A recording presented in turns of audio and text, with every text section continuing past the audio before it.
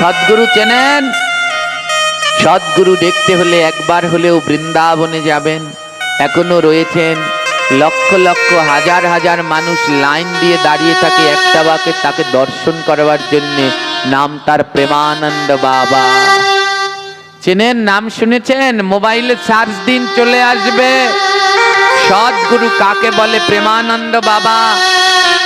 ভারতবর্ষের দুইজন আইকন, এই অনুষ্কা শর্মা আর বিরাট কোহলি গেলেন প্রেমানন্দ বাবার দর্শন করতে, জীবন পরিবর্তন হয়ে গেলেন।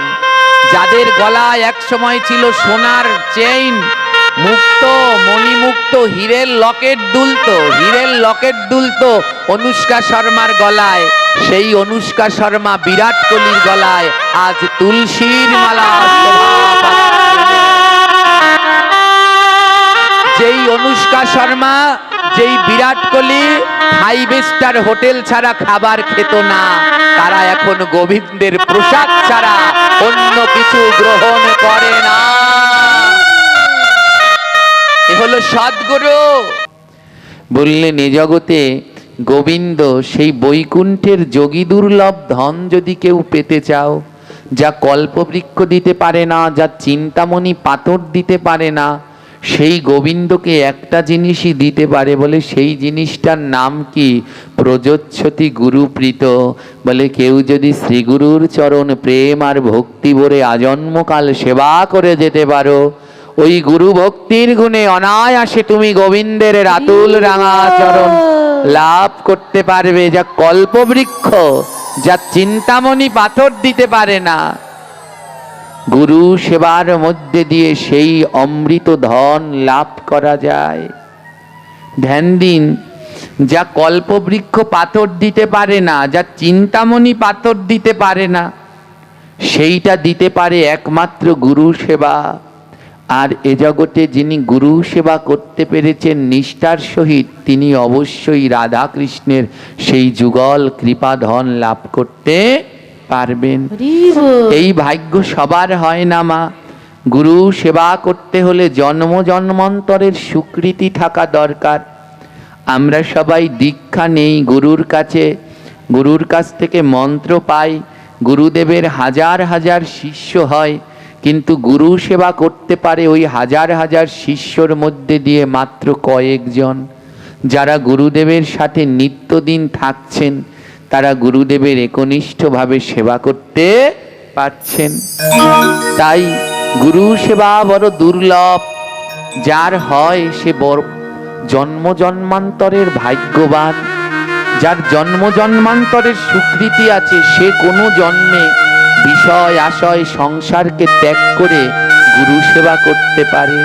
জন্ম জন্মান্তরের ভাগ্য না থাকলে গুরু সেবা করা সম্ভব নয়।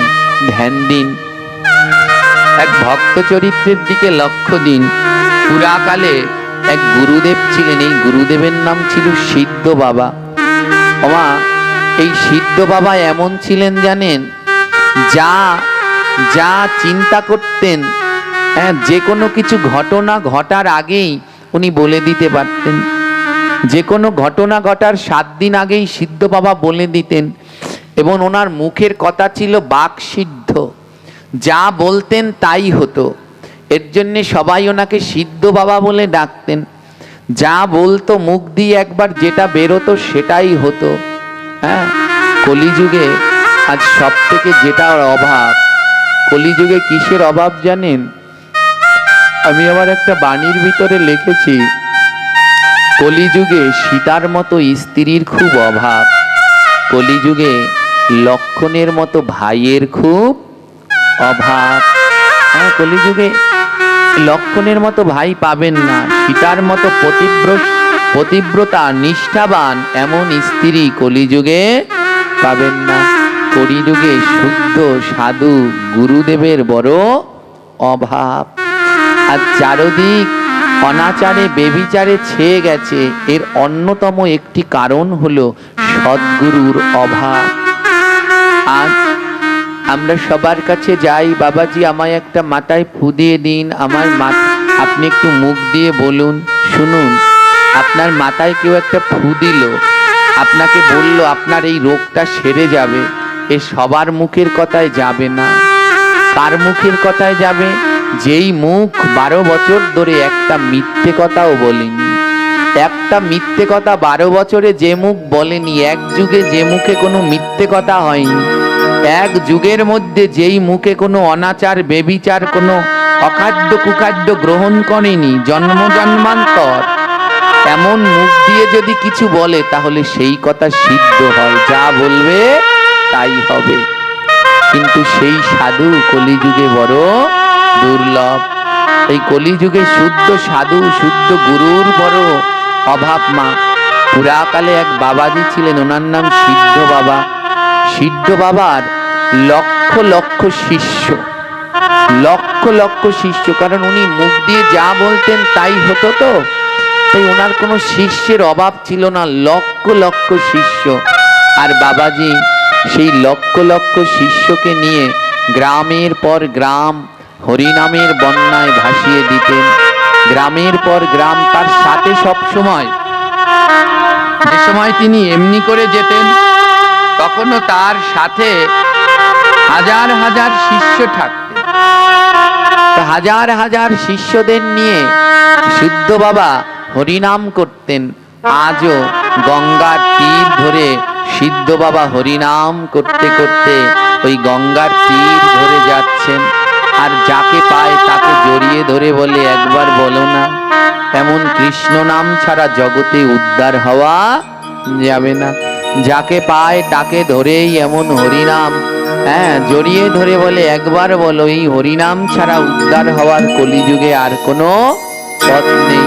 হরের নাম হরের নাম হরের নাম ওইব কেবলম, কলৌ নাস্তেব্য নাস্তেব্য গতির অন্যতা। এই হরিনাম ছাড়া কলিজীবের উদ্ধারের কোনো পথ নেই, বলো না, বদন ভরে বলো। বাবাজি আজও গঙ্গার তীর ধরে যাচ্ছে আর সবাইকে দিয়ে হরিনাম করাচ্ছে। হরে কৃষ্ণ হরে কৃষ্ণ কৃষ্ণ কৃষ্ণ হরে হরে হরে রাম হরে রাম রাম রাম হরে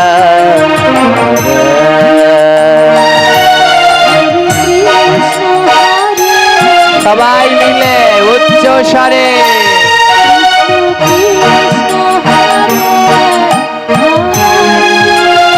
রাধে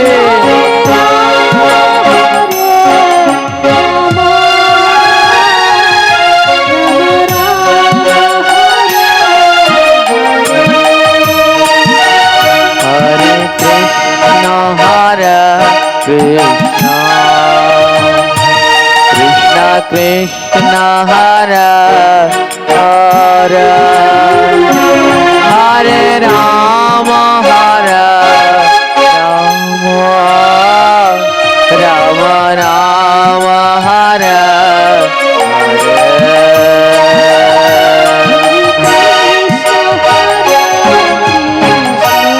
রাধে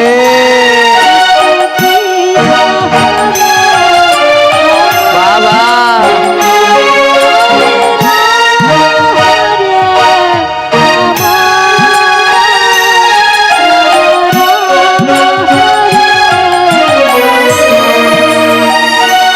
হরে কৃষ্ণ হরে কৃষ্ণ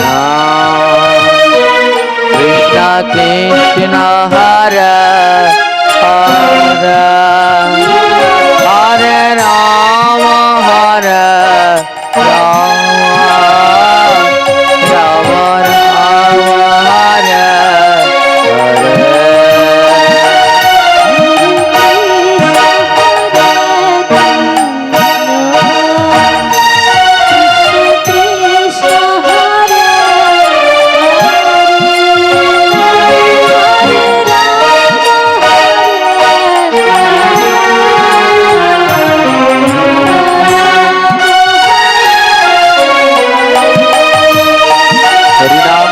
করতে বাবাজি গঙ্গার তীর ধরে যাচ্ছেন। তোমার তৎকালীন সময়ে সারা দেশ জুড়ে সনাতন ধর্মে একটি কুসংস্কার প্রচলিত ছিল তার নাম হলো সতীদাহ প্রথা। শুনেছেন তো? সতীদাহ প্রথা ছিল। এটা আমাদের ধর্মের কোনো কিছু না, এগুলো সব কুসংস্কার মধ্যখানে ঢুকানো হয়েছে। এগুলো আমাদের ধর্মের মধ্যে ছিল না। এই সতীদাহ প্রথা, এই জাতপাত, হ্যাঁ, এই যে জাতপাত ভেদাভেদ হয়, হ্যাঁ, উঁচু জাতি নিচু জাতি, নম শূদ্র, এই সেই, এগুলো আদৌ আমাদের ধর্মে কিছুই ছিল না। এগুলো সব মধ্যখানে ঢুকিয়ে দেয়া হয়েছে। আদৌ এ জগতে সবাই সমান, ভক্তদের কোনো জাত নেই, পাত নেই, সবাই সমান। তৎকালীন সময়ে ছিল সতীদাহ প্রথা। কি করলেন জানেন? বাবাজি যখন গঙ্গার তীর ধরে নাম করতে করতে যাচ্ছে, ওপারে একটা মেয়েকে পোড়ানো হচ্ছে, পোড়াবে একটা মেয়েকে। সতীদাহ, স্বামী মারা গেলে ওই স্বামীর সাথে সাথে জ্যান্ত স্ত্রীকেও আগুনে পুড়িয়ে দিত। তো এটা তো আর আমাদের ধর্মের সিদ্ধান্ত নয়। যদি সতীদাহ প্রথা থাকতো তাহলে হ্যাঁ, মা কুন্তিকেও পুড়িয়ে দিত।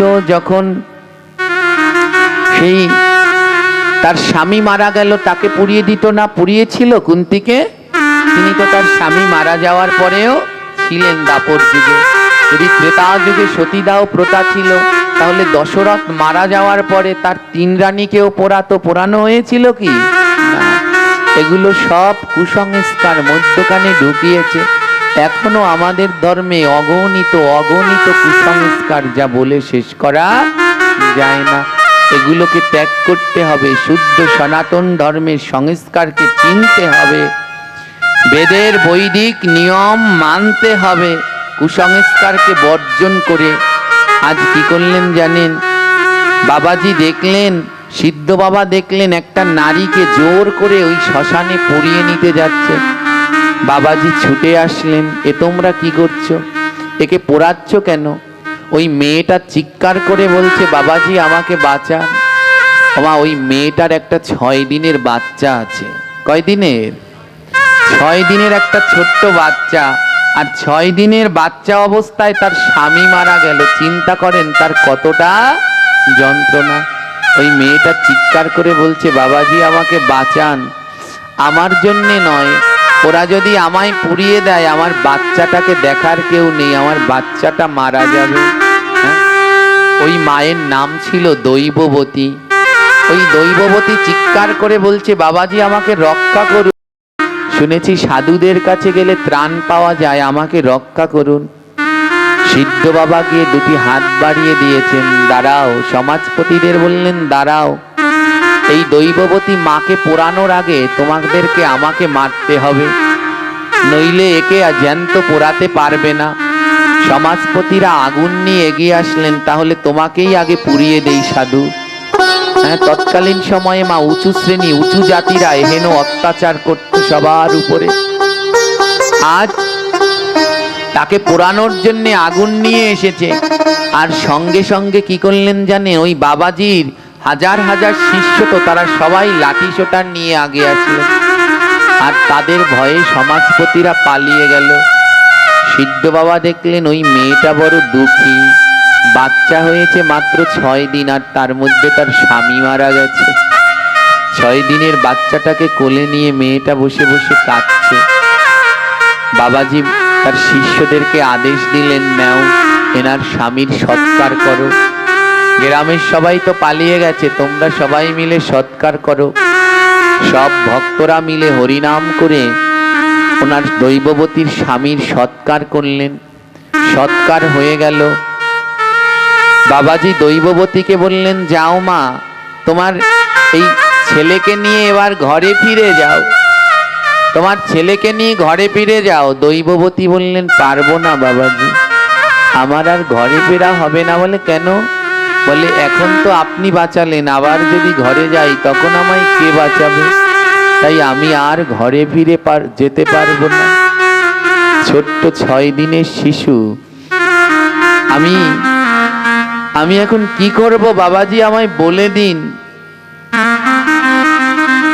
আপনারা যদি চলে যান, আবার ওই সমাজপতিরা ঠিক আমায় আগুনে জ্যান্ত পুড়িয়ে মারবে।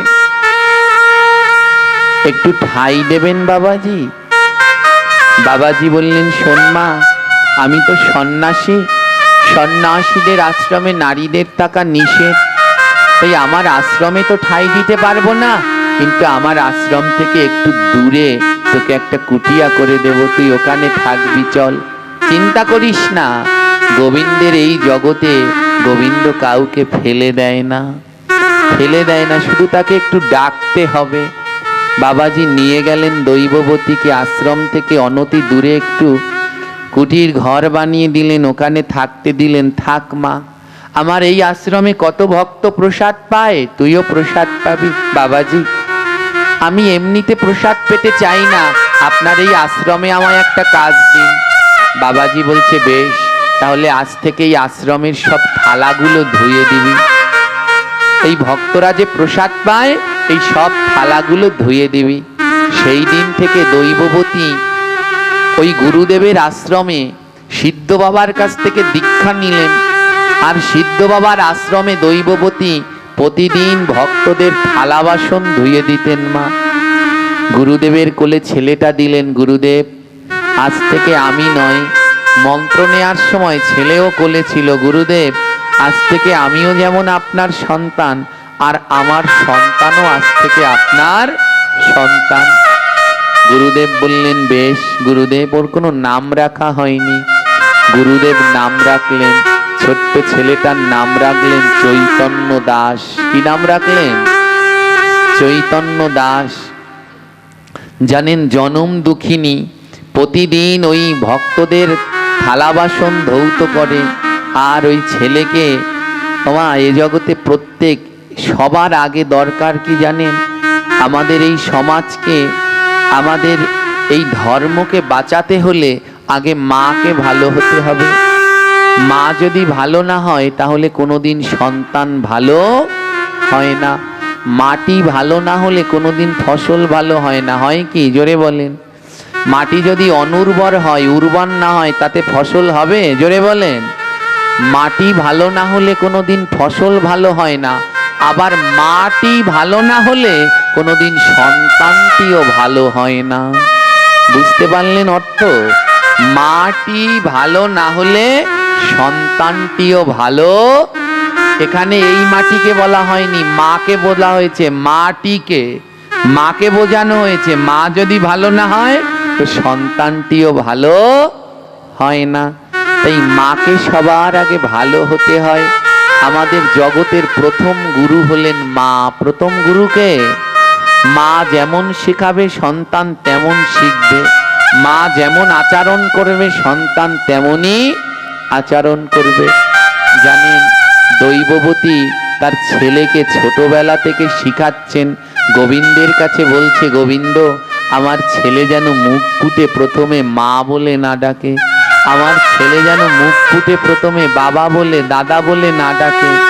আশ্রমে থাকে তো দৈববতী গোবিন্দের কাছে বলছে, গোবিন্দ, আমার সন্তান যেন মুখ ফুটে রাধা বলে ডাকে, আমার ছেলের মুখের প্রথম অক্ষরের বুলি যেন রা হয়, দ্বিতীয় বুলি যেন ধা হয়।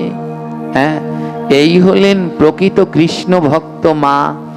এ জগতে যার একজন কৃষ্ণ ভক্ত মা আছে, জেনে রাখবেন তার সব আছে। এ জগতে যার একজন কৃষ্ণ ভক্ত মা আছে, তার সব আছে। এর জন্যে মহাজনগণ বারবার বলেছেন, আর কিছু চাই না প্রভু, জন্মে জন্মে যেন একজন কৃষ্ণ ভক্ত মায়ের উদরে জন্ম নিতে পারি। একজন কৃষ্ণ ভক্ত মার যার আছে, তার জগতে সব কিছু আছে। দৈববতী কি করেন জানেন? ওই প্রতিদিন আশ্রমে ভক্তদের থালা বাসন ধোয়। ওই আশ্রমে প্রতিদিন কত ভক্তরা প্রসাদ পায়, তো সব প্রসাদ তো আর খেতে পারে না। ওই থালার মধ্যে অল্প অল্প কিছু প্রসাদ রেখে যায়। মা দৈববতী কি করেন জানেন? ওই যখন থালাগুলো ধুতে যায় না, সেই ভক্তদের প্রসাদটুকু কাচিয়ে কাচিয়ে, ওই যে থালায় একটু একটু থাকে, ওটা একটু একটু করে সংগ্রহ করে এক জায়গায় জমা করে, এক জায়গায় জমা করে। কারণ ওই জমা করে কি করে, ওই প্রসাদটা বাড়িতে নিয়ে যায়। প্রতিদিন দুপুরবেলা প্রতিদিন বিকেল বেলা ওই আশ্রমে গুরুদেব সিদ্ধ বাবা ভাগবত পাঠ করেন। আর একদিন সিদ্ধ বাবা পাঠের ভিতরে বললেন, এ জগতে উদ্ধার হওয়ার উপায় তিনটি। কয়টি? বলে কি কি? গ্রন্থে চৈতন্য ভাগবতের মধ্যে বললেন, ভক্ত পদ ধুলিয়ার ভক্ত পদ ভক্ত ভুক্ত উচ্ছিষ্ট তিন বৈষ্ণবের।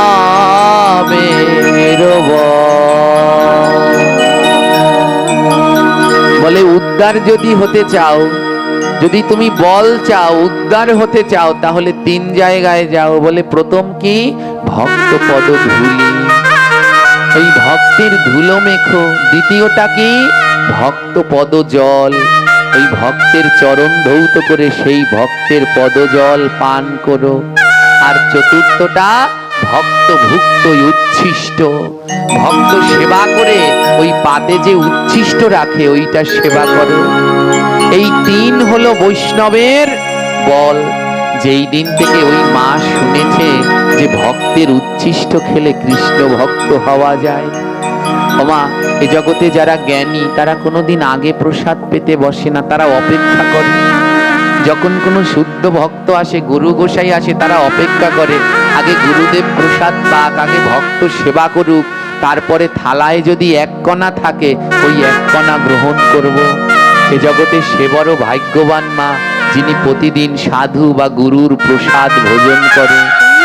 ওই গুরু বৈষ্ণবের প্রসাদ প্রতিদিন ভোজন করলে তার যে ভক্তি সেটা আপনার মধ্যে প্রবেশ করবে, তার উচ্ছিষ্ট সেবা করলে সেটা আপনার মধ্যে প্রবেশ করবে। দৈববতী যেই দিন না এই ভাগবত শুনেছে সেই দিন থেকে মনে মনে সংকল্প নিলেন, আমার ছেলেকে আজ থেকে আর রান্না করে খাওয়াবো না, আমার ছেলেকে আজ থেকে আর রান্না করে খাওয়াবো না। প্রতিদিন ওই ভক্তরা প্রসাদ পাওয়ার ফলে, প্রসাদ পাওয়ার পরে ওই থালায় যেটুকু যেটুকু থাকে ওই 100 জনার থালা থেকে কাচিয়ে নিয়ে জমা করে, আর সেইটা নিয়ে ছেলের কাছে দেয়, চৈতন্য দাসের কাছে দেয়।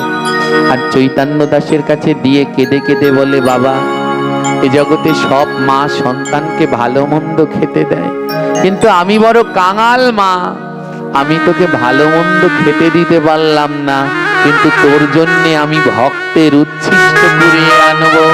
যেই উচ্ছিষ্ট সেবা করলে বদনে কৃষ্ণ নাম,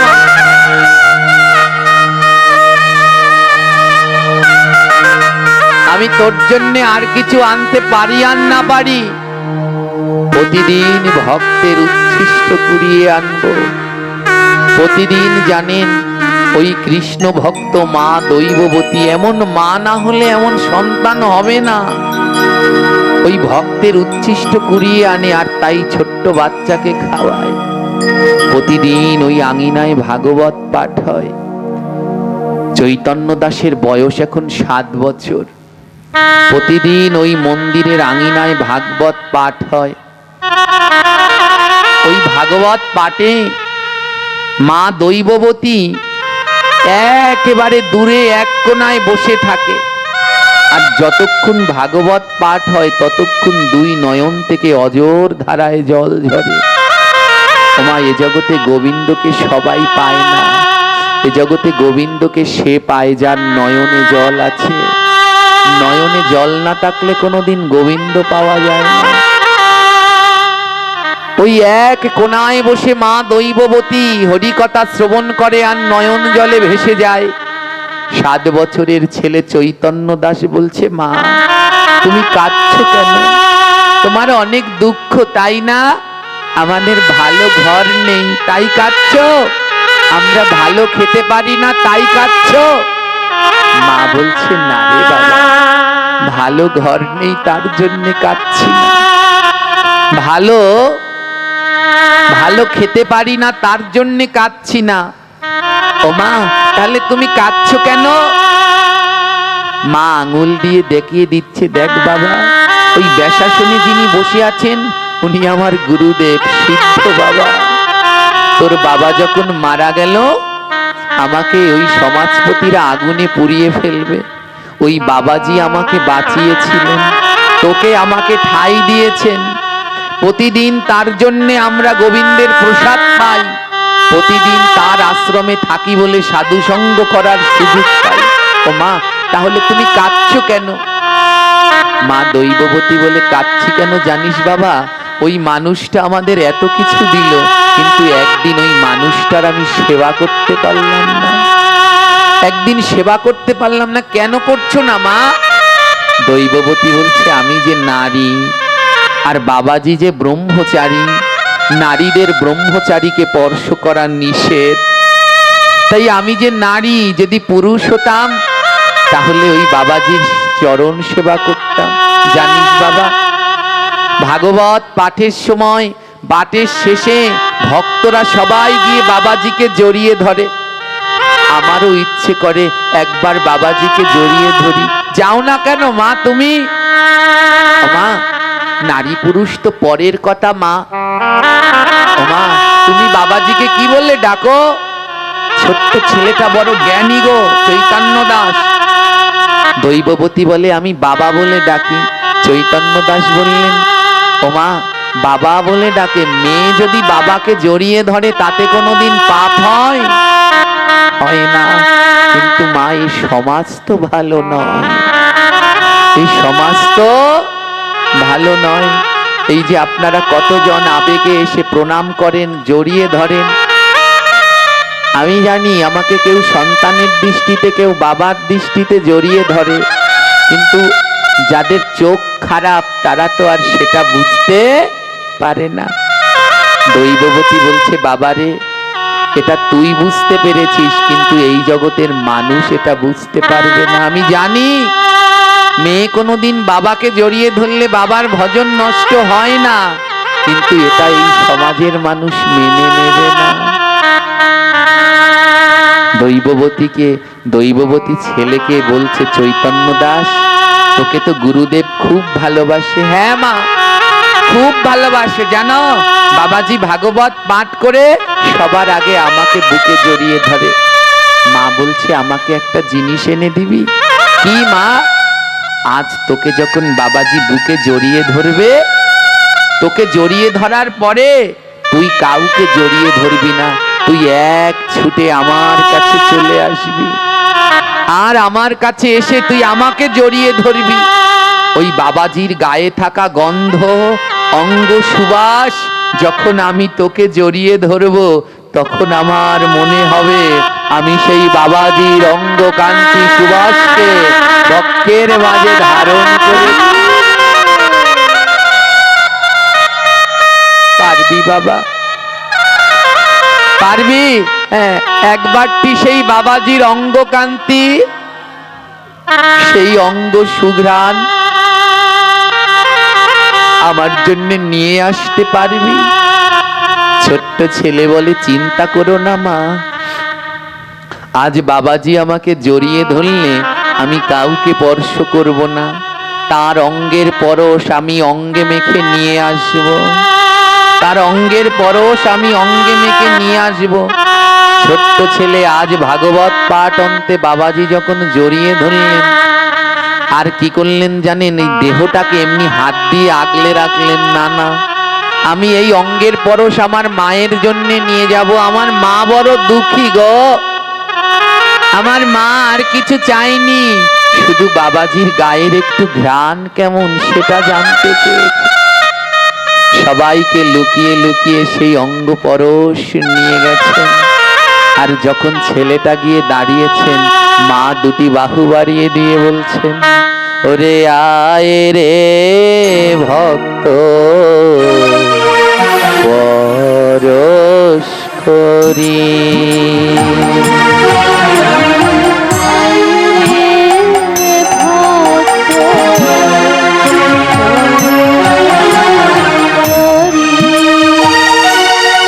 আমার নয়ন আছে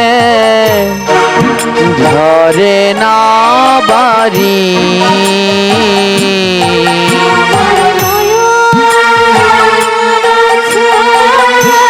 রাধে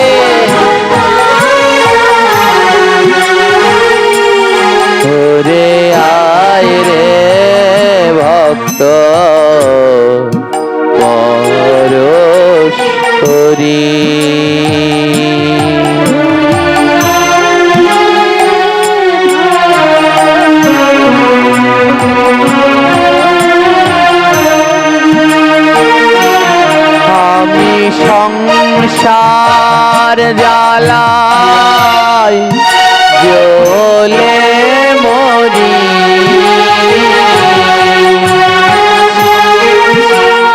রাধে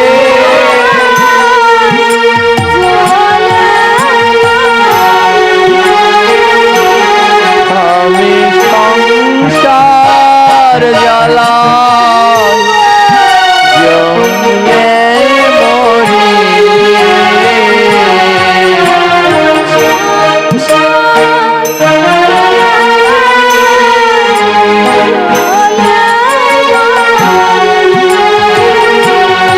আমি আর তো জ্বালা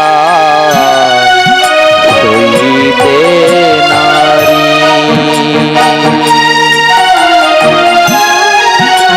রাধে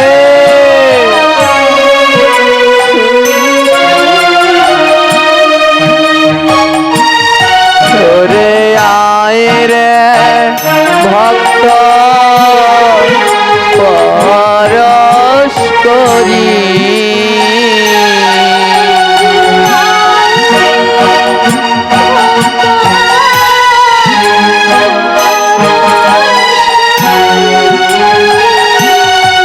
আমি আর তো জ্বালা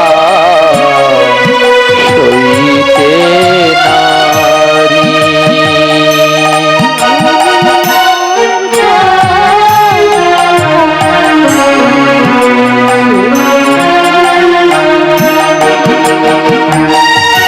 আমার বুকের মাঝে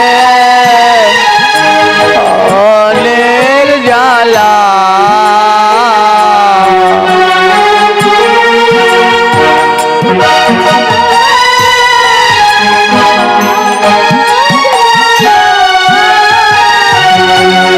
যে কারো কাছে যায় না বলা,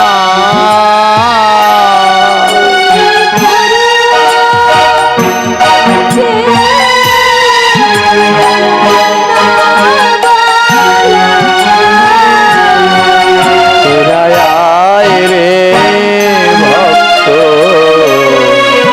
পরশ করি।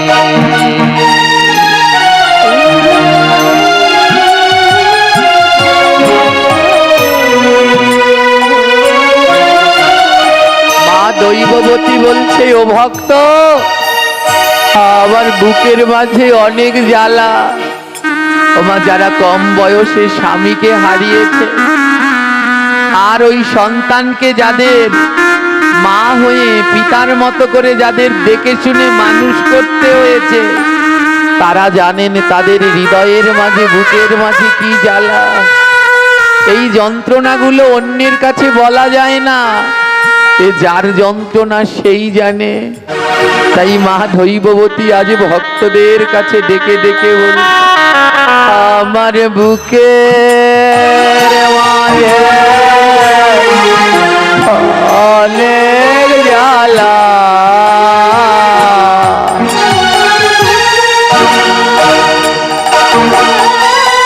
রাধে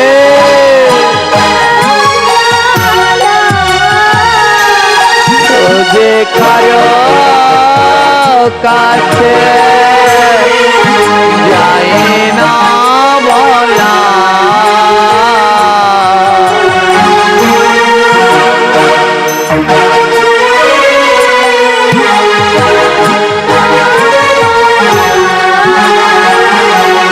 তোরা আয় রে ভক্ত পরশ করি।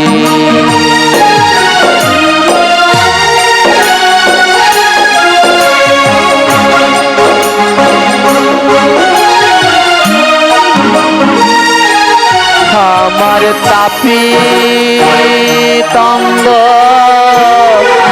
শীতল করি,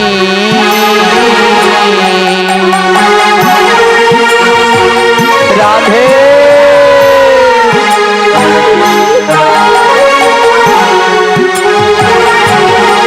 আমার তাপি অঙ্গ শীতল করি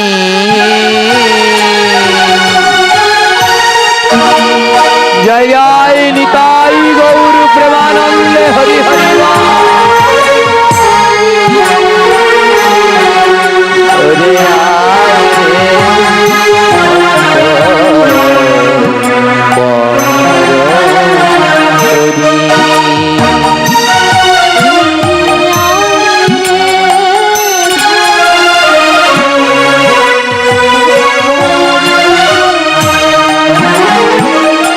ছোট্ট ছেলেকে জড়িয়ে ধরে মা পরশ করছে আর মা দৈববতী বলছে বাবা চৈতন্য দাস আমি তো পারলাম না গুরু সেবায় লাগবে, কিন্তু আমি তোকে গুরু সেবায় লাগাবো।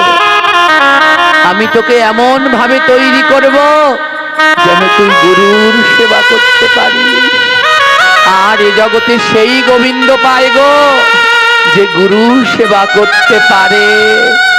এক জন্মে হয় না মা, জন্ম জন্মের ভাগ্য থাকলে কোন জন্মে সদ্গুরুর কৃপা পেয়ে তার চরণ সেবা করা যায়। একদিনকার সিদ্ধ বাবা ভাগবত পাঠ করছেন, ছোট্ট চৈতন্য দাস পাশে বসে বাবাজির ভাগবত শুনছেন। বাবাজি পাঠ করলেন গুরু এবং শিষ্যের মধ্যে সম্পর্ক। ওমা, এ জগতে সদ্গুরুর অনেকগুলো লক্ষণ আছে, তার মধ্যে একটি লক্ষণ হলো সদ্গুরু কোনো নারী গ্রহণ করবে না। বীর্য দ্বারা সদ্গুরুর সন্তান হবে না, বীজ মন্ত্রের দ্বারা সদ্গুরুর সন্তান হবে। সদ্গুরুর সন্তান কোনোদিন জন্ম জঠরে নয়, সদ্গুরুর সন্তান হবে কর্ণে। গুরুদেব কানে কি দেয়? বীজ মন্ত্র দেয়। তাই সদ্গুরুর সন্তান জন্মায় কর্ণে। সদ্গুরু কোনো সংসার থাকতে নেই, সদ্গুরু মন্ত্র দ্বারা সন্তান তৈরি করে। তো যখন এই ব্যাখ্যা শুনলেন ছোট্ট চৈতন্য দাস গুরুদেবের কাছে প্রশ্ন করলেন, গুরুদেব তার মানে যে গুরু হয় তাকে বাবা বলে ডাকতে হয়, তাই তো? মা খুব মন দিয়ে শুনবেন। গুরুদেব বললেন, হ্যাঁ, যিনি গুরু হয় তাকে বাবা বলে ডাকতে হয়।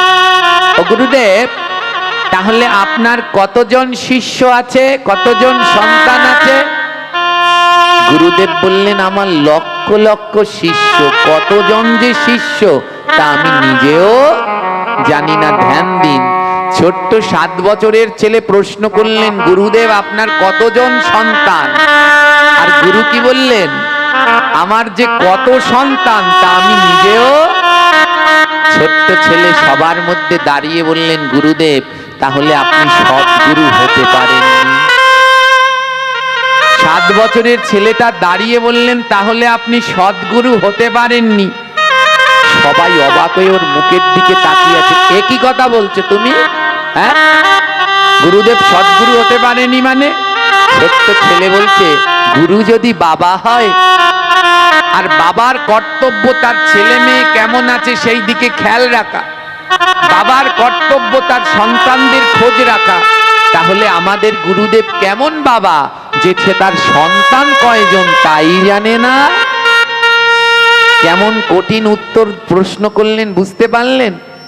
ওমা, কানে আমাদের সমাজে যে গুরুদেব আছে কর্ণে মন্ত্র দেয়, কিন্তু কয়জন সন্তান কয়জন শিষ্য বলতে পারে না, তাহলে তিনি সদ্গুরু না।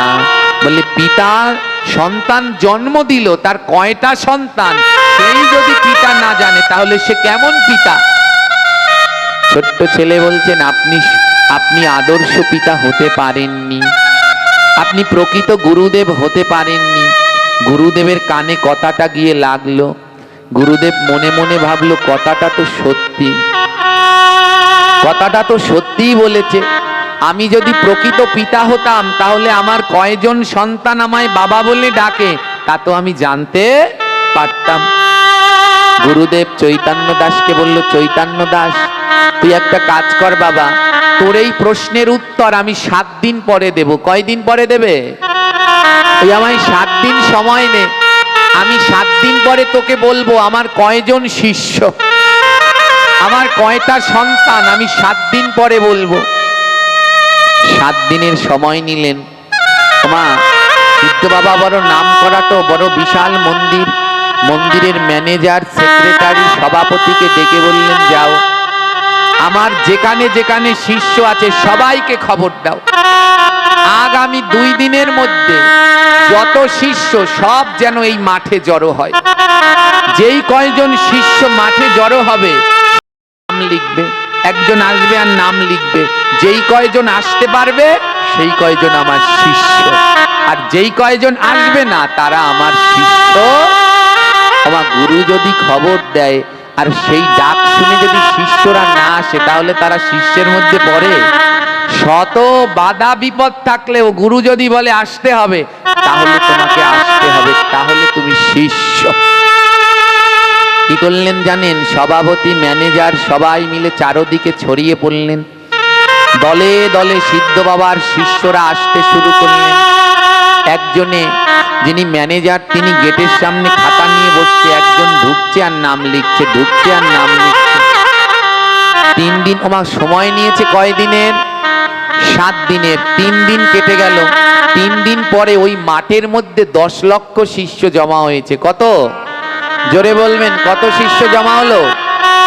আরো যে কত লক্ষ আসেনি তার কোনো শেষ নেই। কেশিয়ার এসে খাতা জমা দিলেন, গুরুদেব এই যে 10 লক্ষ। গুরুদেব বললেন, এই 10 লক্ষই আমার শিষ্য, আর যারা যারা আসেনি ওরা সব বাদ, ওরা আমার শিষ্য না। গুরু খবর দিয়েছে তাও আসেনি, ওগুলো বাদ, এই 10 লক্ষই আমার আসল শিষ্য। গুরুদেব শিষ্যের খাতাটা নিয়ে গিয়ে, শিষ্যদের সেই খাতাটা নিয়ে গুরুদেব কি করলেন? গুরুদেব গিয়ে ভগবানকে প্রণাম করতে গেলেন। হে ভগবান, আজ আমি চৈতন্য দাসকে বলবো আমার শিষ্যের সংখ্যা 10 লক্ষ। কত সংখ্যা? 10 লক্ষ আমার শিষ্য। খাতাটা নিয়ে যখন প্রণাম করলেন, আর প্রণাম করে যখন গুরুদেব রওনা দিলেন, পিছন থেকে একটা শব্দ আসলো, দাঁড়াও। গুরুদেব পিছনে ফিরে তাকালেন, কেউ নেই। কে ডাক দিল? বোধহয় ভুল শুনেছি। আবার যেই রওনা দিল, আবার শব্দ আসলো, দাঁড়াও। কোথায় যাচ্ছ? পিছনে ফিরলেন, কেউ নেই। কে কথা বলছে? আমি বলছি। গুরুদেব দেখলেন রাধা গোবিন্দের বিগ্রহের মধ্যে থেকে স্বয়ং ভগবানের মুখ থেকে আওয়াজ ধ্বনিত হচ্ছে।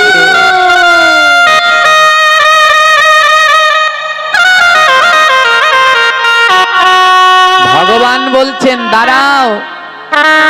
এই সিদ্ধ বাবা, কোথায় যাচ্ছ তুমি?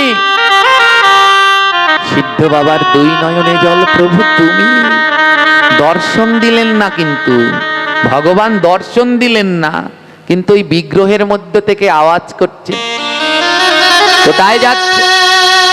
বাবা, ভগবান আমি ওই ছেলেকে উত্তর দিতে যাচ্ছি, ও আমায় জিজ্ঞেস করেছিল আমার কত শিষ্য, আজ আমি ওকে উত্তর দেব আমার 10 লক্ষ শিষ্য।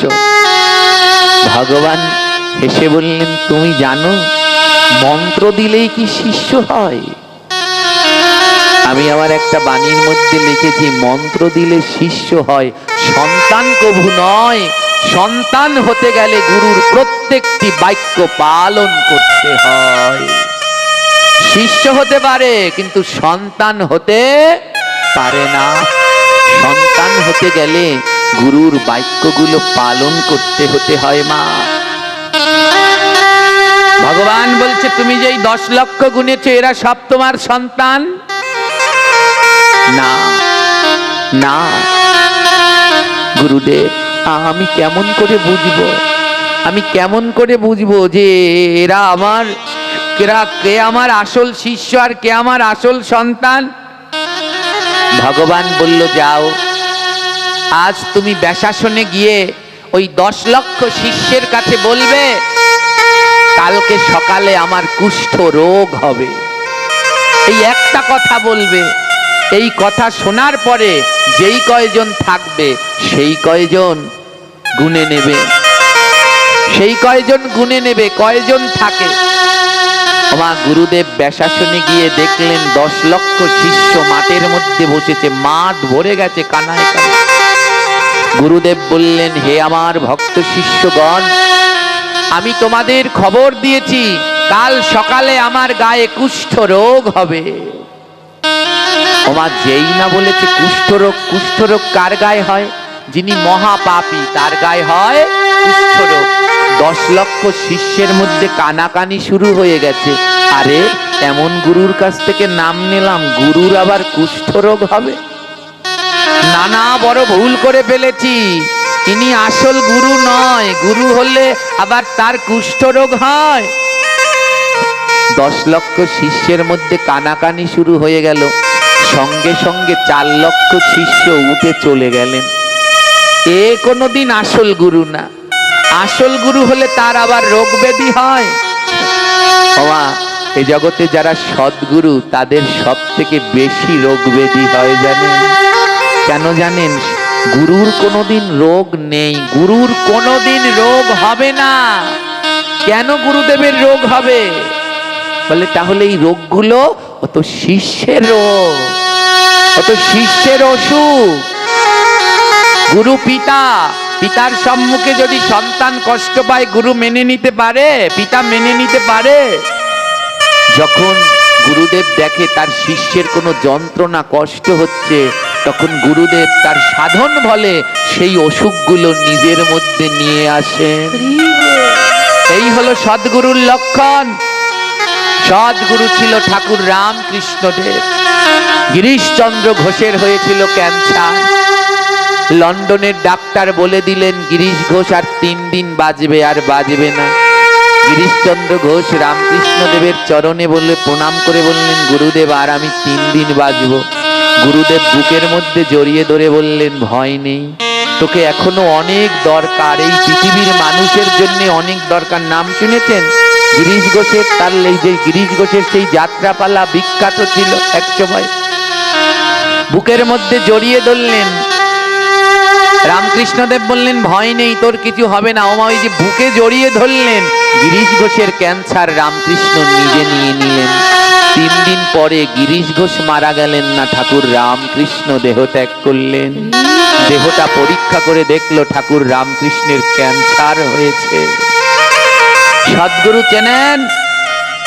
সদ্গুরু দেখতে হলে একবার হলেও বৃন্দাবনে যাবেন। এখনো রয়েছেন লক্ষ লক্ষ হাজার হাজার মানুষ লাইন দিয়ে দাঁড়িয়ে থাকে একটা বাকে তাকে দর্শন করবার জন্য। নাম তার প্রেমানন্দ বাবা।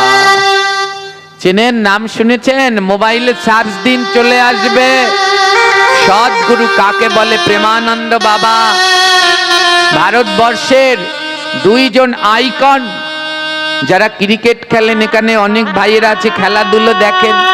এই ক্রিকেট খেলার জগতে যিনি শ্রেষ্ঠ, বিরাট কোহলি। আর যারা সিনেমা দেখেন, সেই সিনেমা জগতের নায়িকা কি নাম জানি? অনুষ্কা শর্মা। এই অনুষ্কা শর্মা আর বিরাট কোহলি গেলেন প্রেমানন্দ বাবার দর্শন করতে, জীবন পরিবর্তন হয়ে গেলেন। যাদের গলায় এক সময় ছিল সোনার চেইন, মুক্ত মণিমুক্ত হীরের লকেট দুলতো, হীরের লকেট দুলতো অনুষ্কা শর্মার গলায়।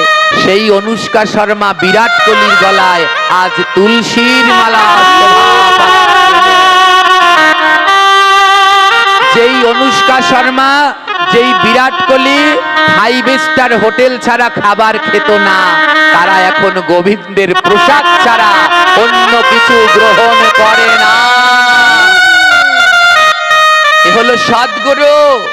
বিরাট কোহলি সারা জীবন ক্রিকেট খেলেছে, কি যেন একটা কাপ পেল, পায়নি। যেদিনকে সদ্গুরুকে গিয়ে প্রণাম করলো, আর ওইবার যখন ক্রিকেট খেলতে গেল সেই কাপ পেয়ে গেল।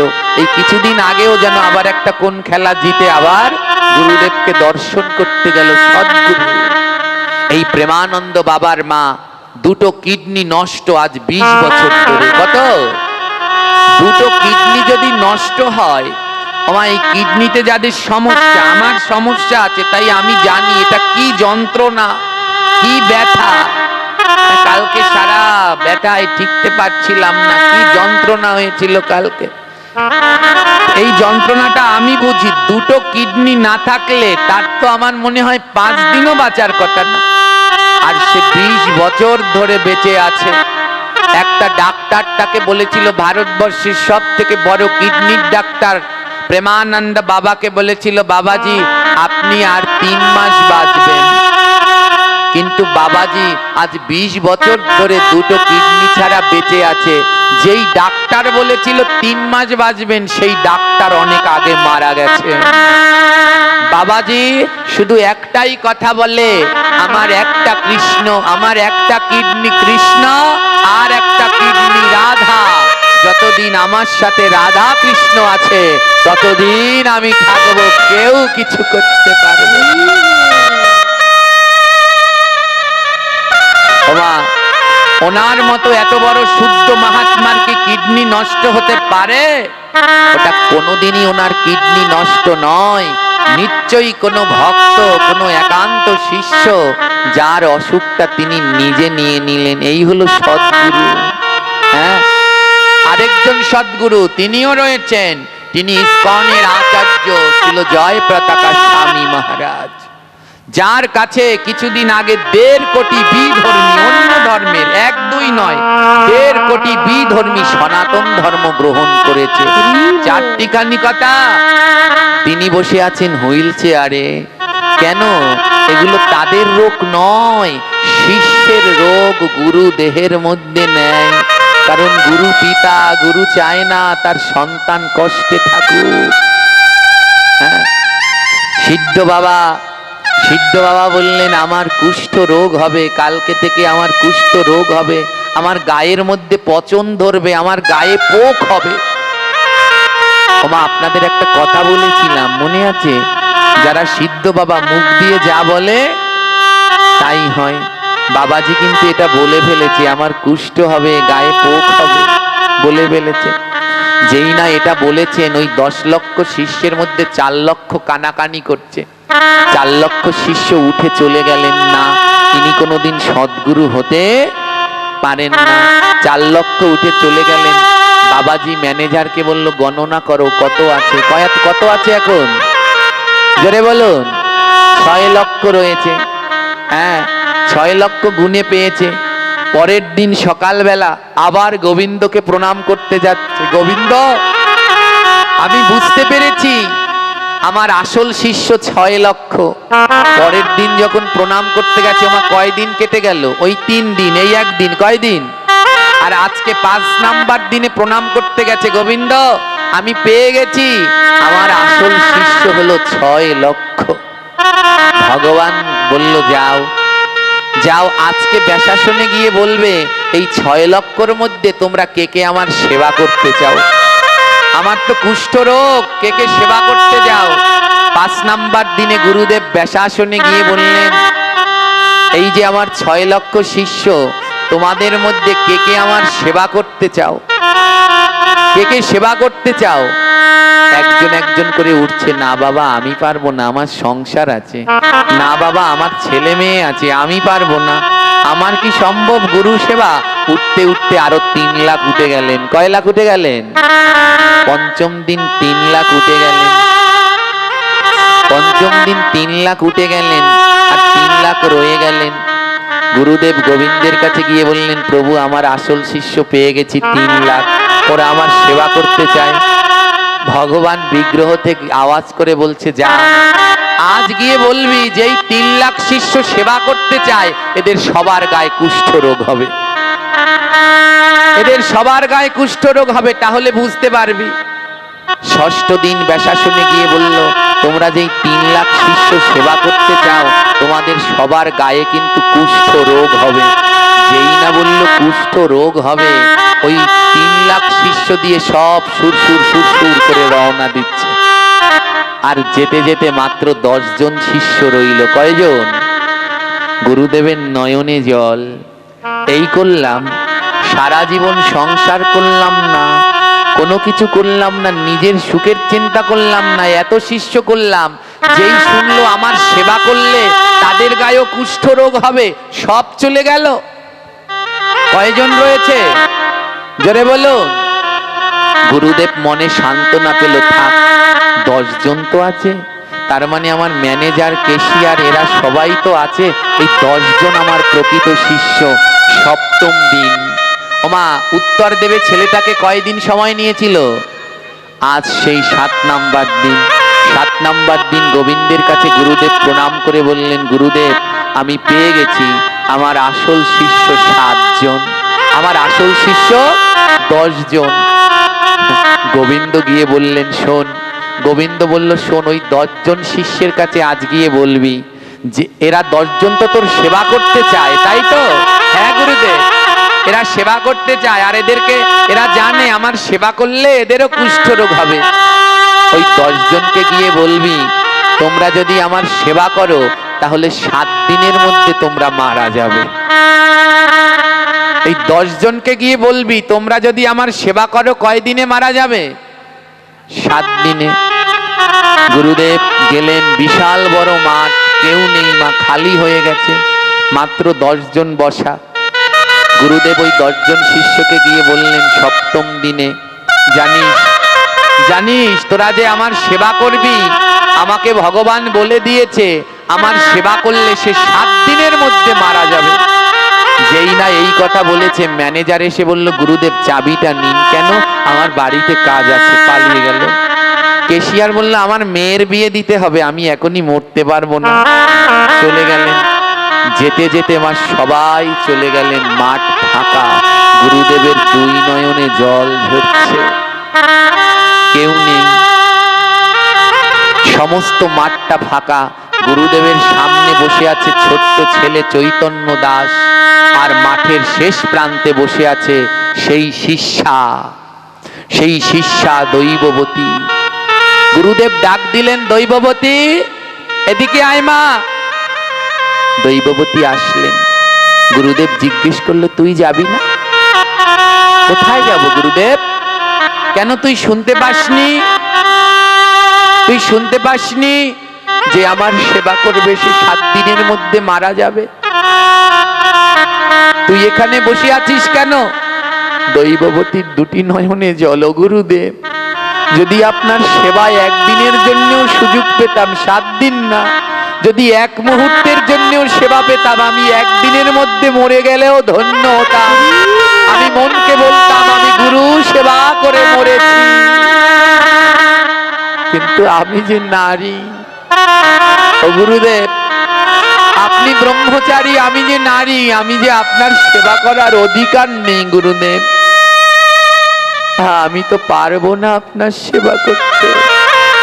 ও গুরুদেব, তবে আপনার জন্য জল এনে দেব, আপনার জন্য পুষ্প তুলসী সব এনে দেব। বলে, এটাও তো গুরু সেবা রে মা, এটা করলেও তো তুই 7 দিনের মধ্যে মারা যাবি। দৈববতী বললেন, মারা গেলে যাব, তবুও গুরু সেবা করে মরবো, গুরু সেবা ছাড়া মরবো না। ছোট্ট ছেলেকে ডেকে গুরুদেব বলল, এই চৈতন্য দাস, তুই 7 দিন আগে প্রশ্ন করেছিলি আমার কাছে, আমার শিষ্য কয়জন, আমার সন্তান কয়জন? আমি তোকে বলেছিলাম এই উত্তর আমি 7 দিন পরে দেব। শোন চৈতন্য দাস, আমার শিষ্য হলো 1 জন, সে তোর মা দৈববতী, যাকে আমি নারী বলে সারা জীবন দূরে দূরে রেখেছি।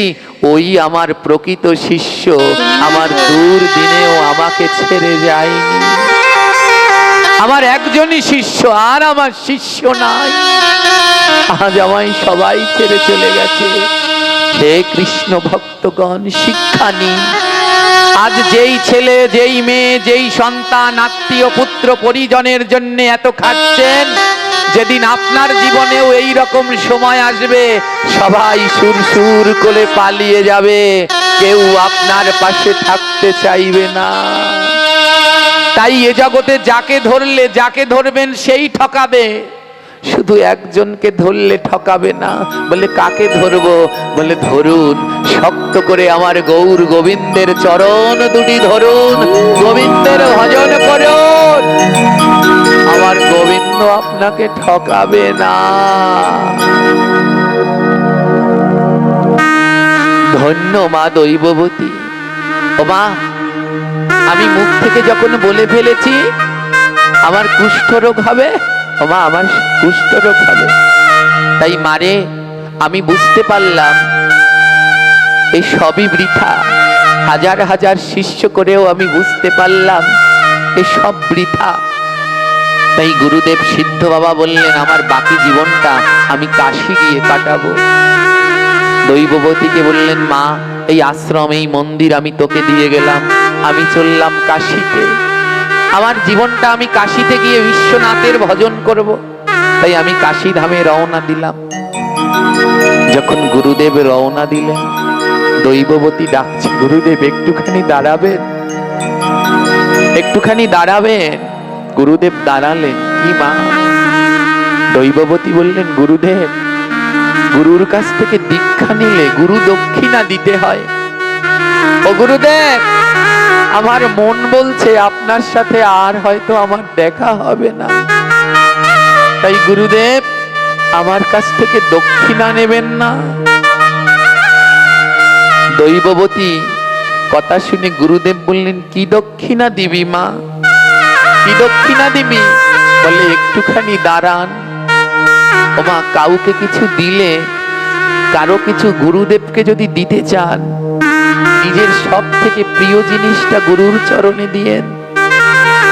দৈববতী বললেন গুরুদেব, এ জগতে যা আছে সবই আপনার, আমার বলতে কিছু নেই, কিন্তু 10 মাস 10 দিন ধরে আমি আমার সন্তান চৈতন্য দাসকে গর্ভে রেখেছিলাম, তাই আজ একমাত্র সন্তানকে গুরুর কাছে নিয়ে গেলেন গুরুদেব। আমার গুরু দক্ষিণা দেওয়ার মতো কিছু নেই, আমার এই সন্তানটিকে আপনি সঙ্গে করে নিয়ে যান, ওই কাশীতে গিয়ে আমার সন্তান আপনার সেবা করবে। আপনাকে দেওয়ার মতো আর আমার কিছু নেই গুরুদেব, আমার একমাত্র সন্তানটিকে সঙ্গে করে নিয়ে যান। একমাত্র সন্তানটিকে মা দৈববতী সাজিয়ে গুছিয়ে দিচ্ছে। ছেলেটা বলছে মা, আমি তোমাকে ছাড়া থাকতে পারবো না, আমি তোমাকে বড় ভালোবাসি মা। মা বলছে শোন বাবা, তুই যদি আমায় ভালোবেসে থাকিস তবে আজ থেকে এতদিন পড়ে গেলে ব্যথা পেলে মা বলে ডাকতিস, আর যদি তুই আমায় সত্যি ভালোবাসিস আজ থেকে ব্যথা পেলে জয় গুরু শ্রী গুরু বলে ডাকবি। আজ থেকে ব্যথা পেলে কোনোদিন মা বলে ডাকবি না, আজ থেকে ব্যথা পেলে গুরুদেব গুরুদেব বলে ডাকবি। ওমা, গুরু যে কি ধন, যেদিন হারিয়ে যাবে সেদিন বুঝতে পারবেন। তাই যাদের এখনো শ্রী গুরুদেব রয়েছে, সময় থাকতে থাকতে গুরুর চরণ যতটা পারুন সেবা করুন, সময় থাকতে থাকতে গুরুদেবের সঙ্গ করুন, গুরুদেবের সাথে কিছু সময় কাটান, কিছু জানতে পারবে। আমার কপাল পুড়ে গেছে, তাই আমি হারিয়ে ফেলেছি এই অমূল্য ধন। কতবার ডেকেছে আসো আসো, কিন্তু আমার আর যাওয়া হলো না। আজ দৈববতী একমাত্র সন্তানকে গুরুর হাতে তুলে দিয়ে বললেন গুরুদেব, আর তো আপনার সাথে দেখা হবে না, তাই যাওয়ার সময় একটা নিবেদন। ও দয়াল গুরু, আর তো তোমায় পাবো না, তাই মরণকালে যেন তোমার চরণ দুটো পাই। বেঁচে থাকতে তো আর পাওয়া হবে না, মরণকালে যেন ওই চরণ দুটো আমি পাই। তাই গুরুদেবের চরণে প্রণাম করে বলছি, দয়াল গুরু দয়াল গুরু গো, মরণ কালে চরণ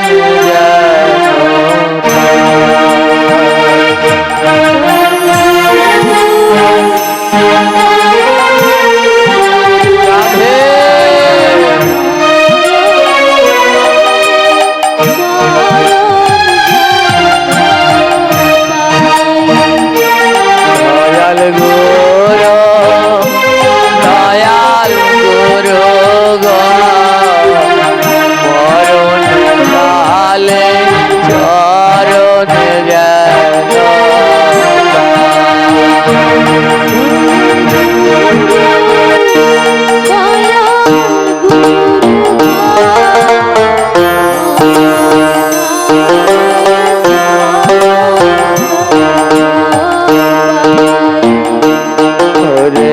যাইছে হবে, যাইতে হবে। পাছের ভাবনা ভাবতে ভাবতে গুরুর চরণ ভজন হলো না।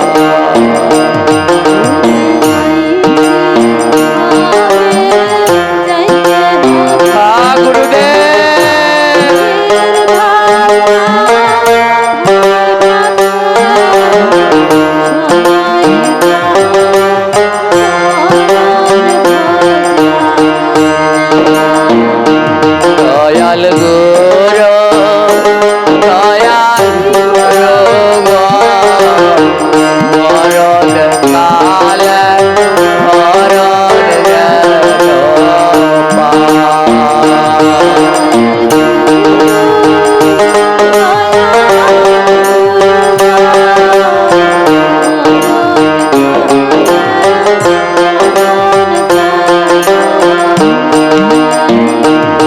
আমার বেলা গেল গোনা দিনে ফুরাইয়া গেল, তবু গুরুর চরণ পাইলাম না।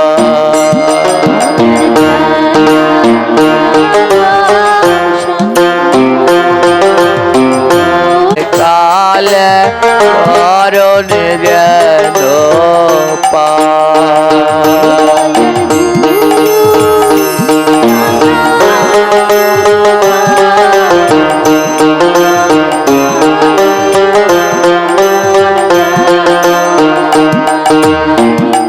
তোমরা দেও দেও ভক্ত তরুণ,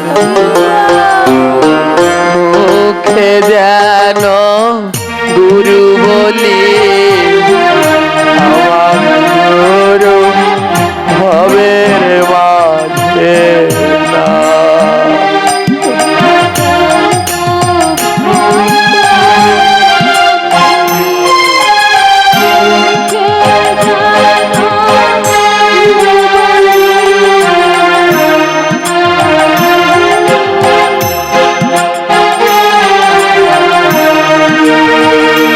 তোমরা দেও দেও ভক্ত চরণ, মুখে যেন গুরু বলি, আমার গুরু ভবের মাঝে নাই। রাধে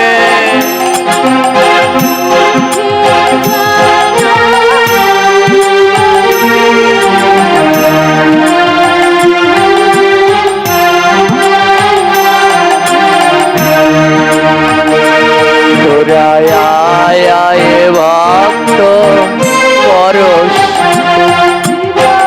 তাপিতঙ্গ শীতল শরীর, আমার গুরু ভবের মাঝে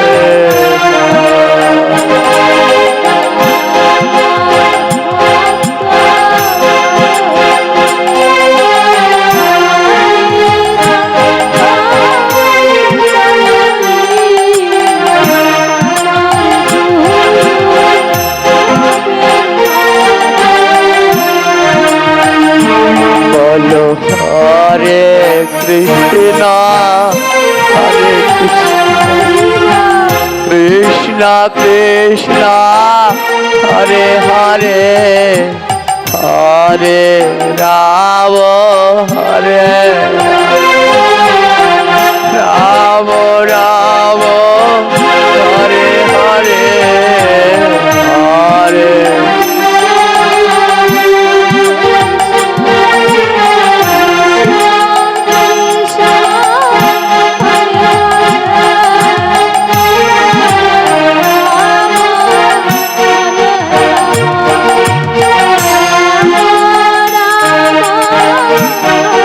Hare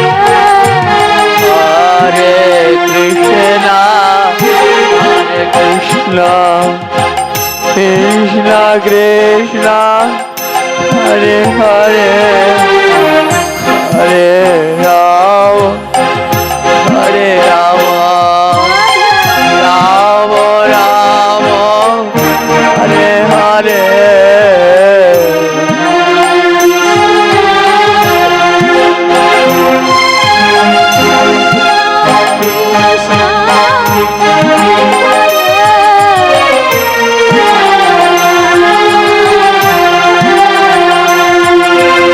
গুরুদেব একবার দেখা দাও প্রভু।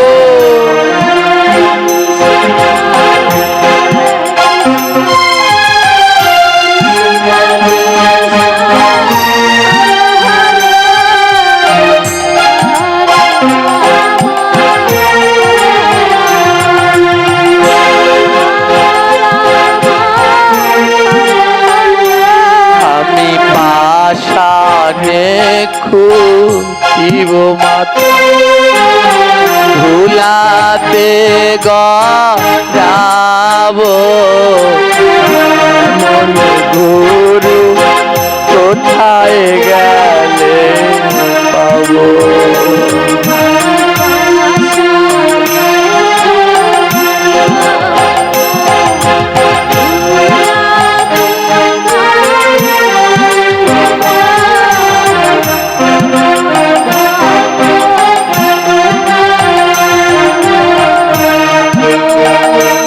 আমি পাশানে খুঁজিব ভুলাতে গরাব এমন গুরু কোথায় গেলে পাবো।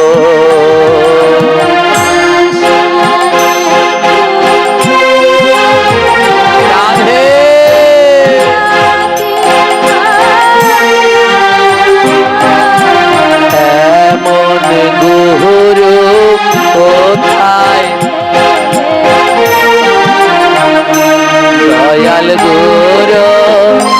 দয়াল গুরু গো মরণ কালে চরণ গেল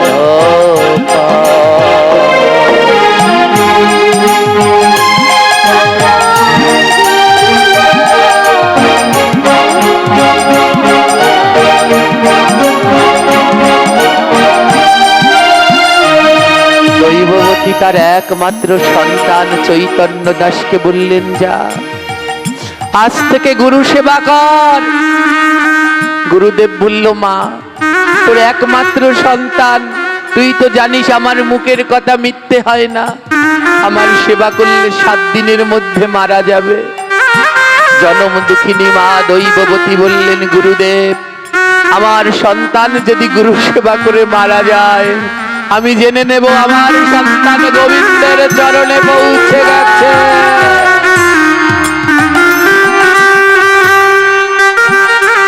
ছেলেকে বললেন, যা বাবা, আজ থেকে কষ্ট হলে আর মা বলবি না, আজ থেকে কষ্ট হলে গুরু বলবি। চলে গেলেন চৈতন্য দাসকে নিয়ে সিদ্ধ বাবা, পৌঁছালেন কাশীধামে। 7 দিনের মধ্যে সিদ্ধ বাবার সর্ব অঙ্গে কুষ্ঠ রোগ দেখা দিয়েছে। একটা ঝুপড়ি ঘর বেঁধেছে লতা পাতা দিয়ে। ছোট্ট ছেলেটা ওই কাশীর ভক্তদের দাঁড়ে দাঁড়ে ভিক্ষা করে, আর তারপরে ভিক্ষা করে এনে এক মুঠো রান্না করে গোবিন্দের ভোগ লাগায়, সেই প্রসাদ গুরুদেবকে দেয়। আর সারা রাত ধরে গুরুর চরণের পাশে বসে বসে চরণ সেবা করে। গ্রন্থের মধ্যে রয়েছে, যদি কেউ সারা রাত জেগে জেগে গুরুর চরণ সেবা করতে পারে সে বড় ভাগ্যবান। আর গ্রন্থের মধ্যে উল্লেখ করলেন, কোন ভাগ্যবান শিষ্য যদি সারা রাত জেগে শ্রীগুরুর চরণ দর্শন করে, চরণ সেবা করে, আজ হোক আর কাল হোক, ওই নয়নে সে গোবিন্দ দর্শন পাবে। সারাদিন ভিক্ষা করে আনে, আর রাত্রবেলায় সারা রাত ধরে গুরুর চরণ সেবা করে। দেখতে দেখতে গুরুদেবের গায়ে কুষ্ঠ রোগ বেড়ে গেল। কবিরাজের কাছে গেল, কবিরাজ আমার গুরুদেবকে একটু ওষুধ দিন, আমার গুরুদেবের যন্ত্রণা দেখতে পাচ্ছি না। কবিরাজ বললেন, আমি টাকা ছাড়া ওষুধ দিই না।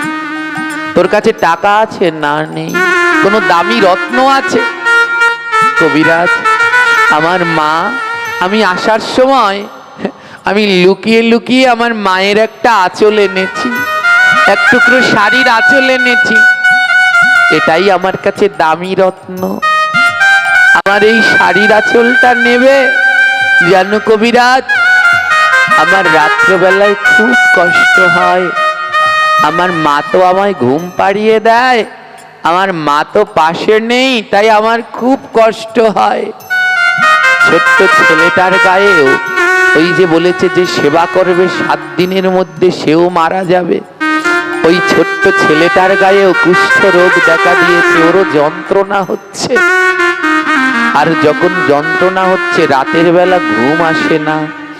আসার সময় মায়ের কাছ থেকে এক টুকরো শাড়ির আঁচল এনেছে। এ জগতে প্রত্যেক সন্তানের শান্তির জায়গা হলো মায়ের শাড়ির আঁচলের নিচে। আমার মায়ের শাড়ির আঁচলের নিচে এত শান্তি, যেই শান্তি জগতে আর কেউ দিতে পারে না। এ জগতে সে বড় দুঃখী যে মাকে হারিয়েছে আর মায়ের শাড়িরের আঁচল হারিয়েছে। শত যন্ত্রণা হলেও মা যখন শাড়িরের আঁচল দিয়ে মুখটা মুছিয়ে দেয়, সব যন্ত্রণা দূরে চলে যায়। আজ ছোট্ট চৈতন্য দাসের বড় যন্ত্রণা করছে। ও মা, আজ যদি তুমি আমার পাশে থাকতে আমার সব যন্ত্রণা চলে যেত। তাই তোমায় খুব মনে পড়ছে মা। আকাশের তারার দিকে তাকিয়ে তাকিয়ে কাঁদছে আর বলছে, তোমায় মনে পড়ে মাগো, তোমায় মনে পড়ে, তোমার মত ভালো তোকে পাশে নাই আমারে।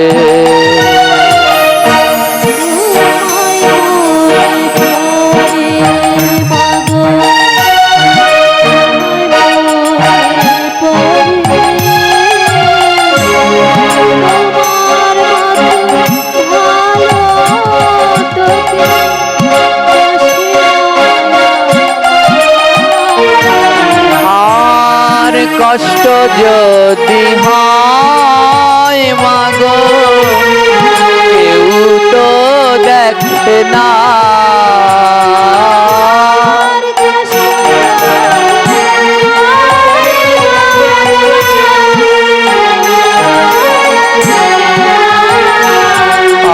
আর দুই নয়নের জল মাগো মোছায় না।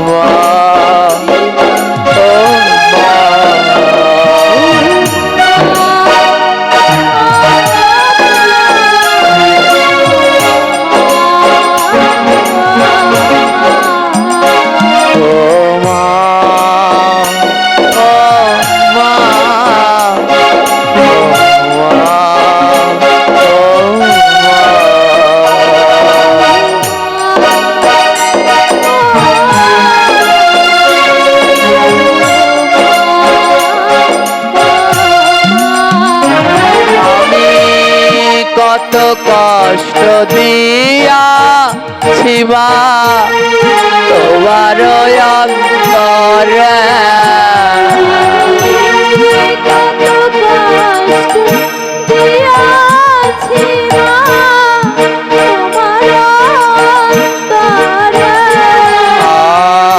আর ক্ষমা করে দাও মাগো, তুমি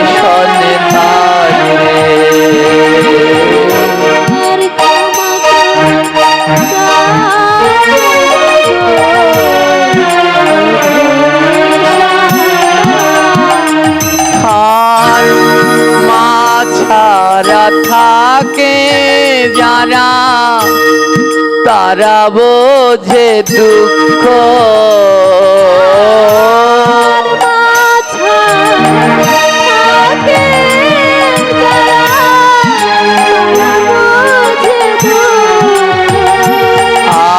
আর তোমার হাত রেখো মাগো সদা সর্বদা।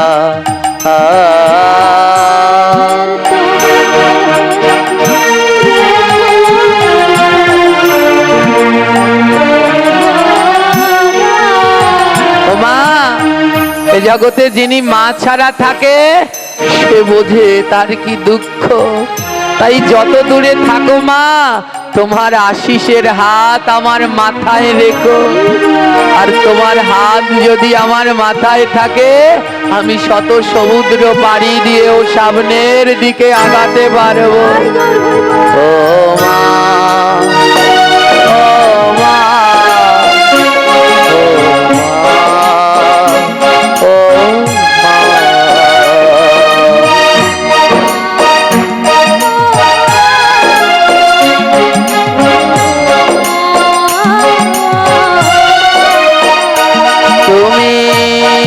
কোথায় আছো মা জননী, দেও চরণে ধুলে।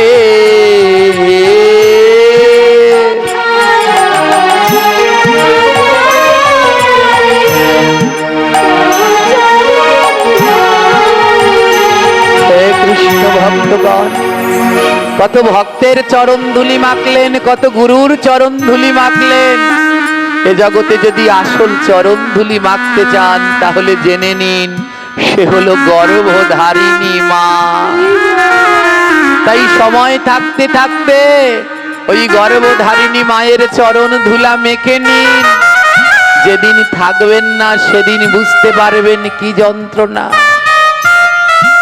হ্যাঁ, আমরা যারা এই একসাথেই ভাগবতের প্রোগ্রামগুলো করি, আমরা কচুরি পানার মতো ভাসতে থাকি। আজ এখানে, কাল ওখানে, জানেন সবাইরই এখানে যারা আছি আমরা সবাইরই দিনন্তে একটা জিনিসের জন্য একবার হলেও মন কেঁদে ওঠে, সে হলো মা,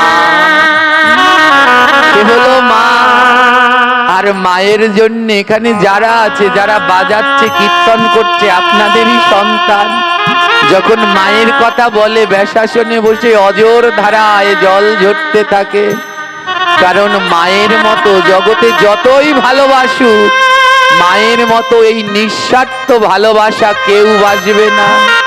তাই এ জগতে যার চরণ ধুলা নিলে, গয়া কাশী বৃন্দাবন গেলেও যেই ধুলা পাওয়া যায় না, সেই চরণ ধুলা পাওয়া যায় মা বাবার চরণ তলে। তাই তারা বড় ভাগ্যবান গো, এই আসরে যাদের মা কিংবা বাবা বসে আছে। যদি কারো মা কিংবা বাবা বসে থাকে এই আসরে, একবার উঠে গিয়ে নিজের মায়ের কাছে, বাবার কাছে যান, আর গিয়ে তাদের চরণ ধুলা মাথায় দিন। একবার তাদের বুকের মাঝে জড়িয়ে ধরুন, আপনার জন্ম জন্মান্তরের যন্ত্রণা দূর হয়ে যাবে। আর কোথায় আছো মা জননী, দাও চরণের ধুলি।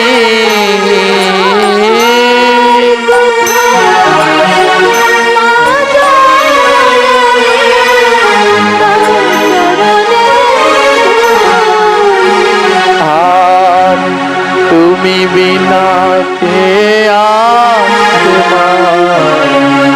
আমার জীবনে খালি।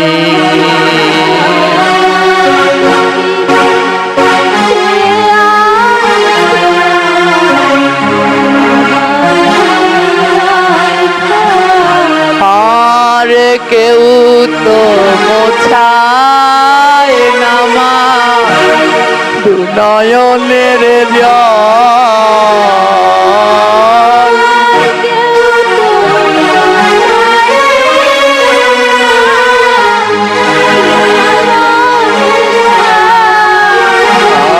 আর কেউ তো বলে না খোকা, খেয়েছিস কি বল?